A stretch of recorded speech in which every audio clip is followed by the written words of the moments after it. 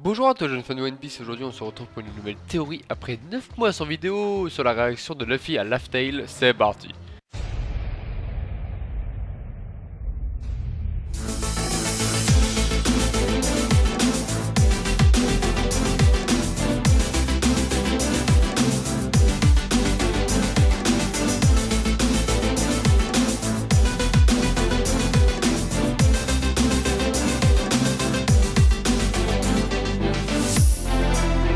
Bon, avant que la vidéo commence, j'aimerais vous parler de ma chaîne Twitch où j'essaie de live presque tous les soirs et après-midi à peu près.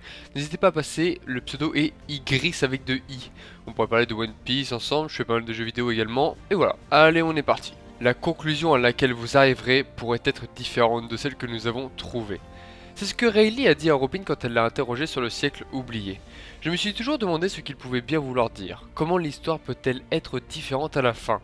Le contenu ne peut pas être différent, mais l'interprétation de ce contenu peut l'être.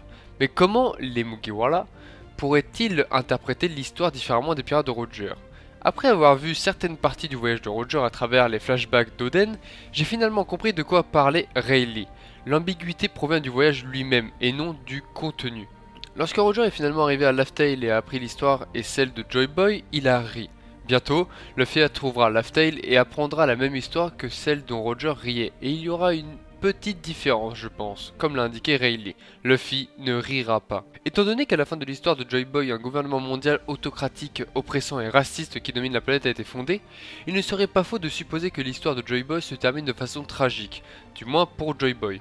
Alors, qu'est-ce que Roger a trouvé de si drôle ?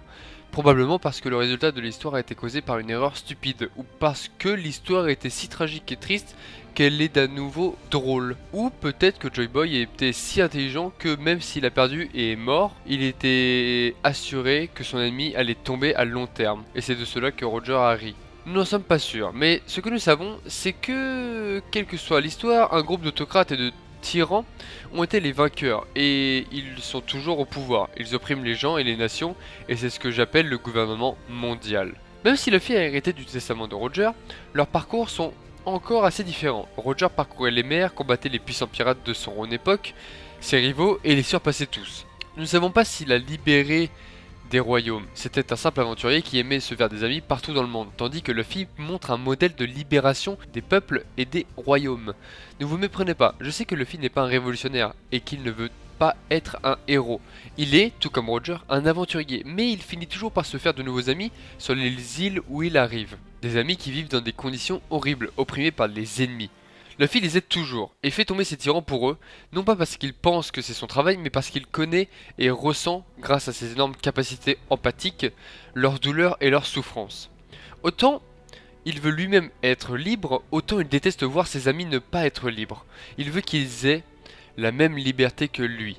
Il déteste les gens qui se placent au-dessus des autres, il déteste les dictatures et l'oppression.